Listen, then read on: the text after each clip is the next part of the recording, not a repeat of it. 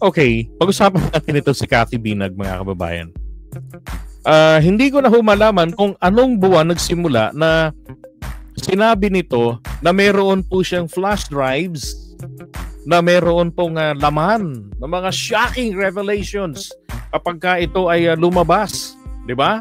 Anong petsa na? Alam niyo, ako naniniwala ako kung bakit nauwi-uwi na sila sa demanda laban kay Ace Barbers. Kasi nga ho, kinatatakutan ng mga taong ito, lalo na niya, na baka pigain siya ng TRICOM at ipalabas sa kanya ang mahiwagang flash drive na kanyang pinakatatago-tago. Di ba? Ilabas nyo na. Yun ang pinakamaganda. Kami nga BBM vloggers o admin supporters. Kami nga excited. Ilabas nyo ang laman ng flash drive na yan. Ano ito? Katulad ng Pulboronic video in the making for 2 years. Tapos nung lumabas yung final product, 2012, ang cute-cute ni BBM. Nung siya'y senador. Kasagsagan ng corona impeachment. Tapos ang inilabas nyo sa video, mukhang mas matanda pa sa akin. Mukhang ang itsura pang 2028 ang itsura na BBM version. 'Di ba? Dapat kung 2012 yung accusation, yung panahon na yan, ganon din ka-cute si BBM ginalagay ninyo. Sana inayos niyo yung tenga. So ngayon, 'di ba? Nasaan na yung kanilang pinagmamalaking yan. Oh. Ito yung isang naiisip kong dahilan kung bakit talagang gigil na gigil sila na patahimikin, o ma-delay itong TRICOM sa pagpapadampot sa kanila. Oh. 'Di ba? Wala namang dadampot sa mga to, si General Torre lang din naman The next PNP chief, hopefully. Gawin niya ng ating presidente. Kung gusto niyang gumanda ang performance ng kapulisan ng PNP. 'Di ba? Yan ang taong may tapang yan ang may paninindigan Ito lang sa thumbnail lang nakakatawa na Ito di ko kilala kung sino babaeng ito. Ito sino to? Hanap sa thumbnail no? Clickbait. 'Di ba? Ako'y nananawagan kay Cathy Binag, ilabas nyo na, ikalat nyo na. Yun nga senior citizen. Walang niya tumatanda palang tao sa video Agent Morales. Sarap itanong Agent Morales, tumatanda pala alam niyo ba na tumatanda ang tao? Okay, tanong Agent Morales, pwede niyo bang ipaliwanag bakit yung 2012 na na-videohan ninyong si BBM nung senador pa siya? Bakit nung nilabas ni Maharlika pang senior citizen na? Tumatanda ba ang tao sa video?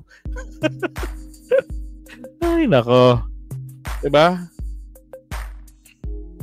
Ang daming ang daming hanas-hanas ng mga DDS na 'to Ngayon ang kanilang naman is PhilHealth, mga ganun-ganun.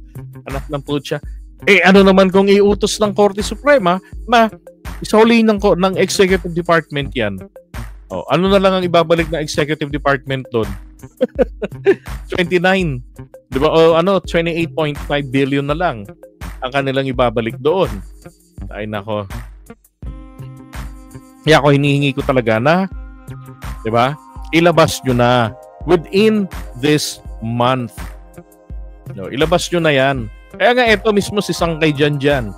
Sabi niya uy, di tayo nakakalimot. Nasaan na yung USB video ni BBM na nagpupulburon? 2025 na. Dami nyong naloko at napaniwala. Kumita nga ng malaki, Brad Kumita ng malaki ang mga vloggers nila. Pati lalo na si Maharlika. Milyon-milyon ang kinita. Tapos yung mga kababayan natin na nauto nila na concern sa kanilang cost. 'Di ba? Nagpaulan ng mga biyaya, ng mga pakulay. Kaya biglang nagdamihan din yung mga vloggers nila from Mindanao na dati araro at saka asarol ang hawak-hawak. 'Di ba? Nakahipo ng cellphone, in-import, papunta ng in-export, papuntang Metro Manila at naging vloggers na, 'di ba? Na hirap mag-Tagalog, hirap na hirap magsalita sa harap ng camera, 'di ba? Ay nako. Sabi niya rito ha. May pasabi-sabi pang ilalabas na. Kaya nga nauna pang pumutok yung bagong taon wala pa. 'Di ba? Lumipas na lang ang ilang taon, nasaan na? O sa mga napaniwala, singilin niyo na at kalampagin ang mga nagpakalat noon. Tama ho, 'di ba? O, mga DDS, baka gusto nyong magising o manggising, tanongin niyo yung mga vloggers. 'Di ba? Nasaan na yung Katibinag, yung video? Nasaan na yung sinasabi ninyo? Napasabog. Na kapag nakita na panood ng publiko, lecheng na yan. Lulusobin ng taong bayan si BBM at kakalat ka rin. Palalayasin sa Malacanang. Si Duterte nga umamin na nagchochongkay sa Malacanang. Umamin na nagpi-fentanyl Hindi nga dinumog ng taong bayan 'Di ba? Ito si BBM, hindi naman nila napapatunayan. Akusasyon lang ng akusasyon. Inamin din ni Maharlika. Alam niyo ang totoo, kaya po si Maharlika noon, sinabi niya na si Duterte ang pasimuno ng pulboronic issue na yan. Tanginang yan. PIDEA leaks na yan. Bakit ho? Alam niyo kung hindi pa niya na-receive ang payment. Meron akong isang nakakita niya kay Mima Alicia Meron daw audio na may recording na nag-leak. Diba? Na hinahanap yung kanyang yung kanyang bayad. I don't know kung totoo yun, kung genuine yun, o kung saan niya nakita yun. Pero the mere fact na si Maharlika yung naglabas doon, 'di ba? Sinabi niya yun, kinagat niya yung sarili niyang kampo. Then ito'y talagang totoo. And besides, kailan ba naman sinimulan ni Duterte ang pulboronic issue laban kay BBM? November 20. October, nagbanta siya. Tapos, November 2021, tinira niya ng tinira na addict si BBM. At ang naging presidente na, yan, pinagpipilitan niya rin simula po ng January 28, 2024 na si PBBM po ay addictus vindictus. 'Di ba? Isipin nyo, siya yung umamin. Simple drug test nga lang, hindi niya magawa Hindi nga siya umiimik dun Si Harry Roque, di ba? Ayaw din. Hindi raw utu-uto presidente para utus-utusan lang ng kahit na sino. Lalo naman ngayon, bakit naman gagawin ng presidente yan? Hindi nga nag-set ng good precedent si Duterte para dyan pakinggan yung mga kritiko niya at gawin yung trip nila. Di ba? Ay nako, itong mga DDS, wala. Ampaw ang utak. Puro akusasyon. Wala namang nilalatag na pruweba.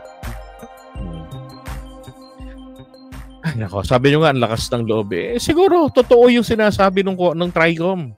Kaya ayaw nilang pasubalian. Baka ilatag bigla ang listahan.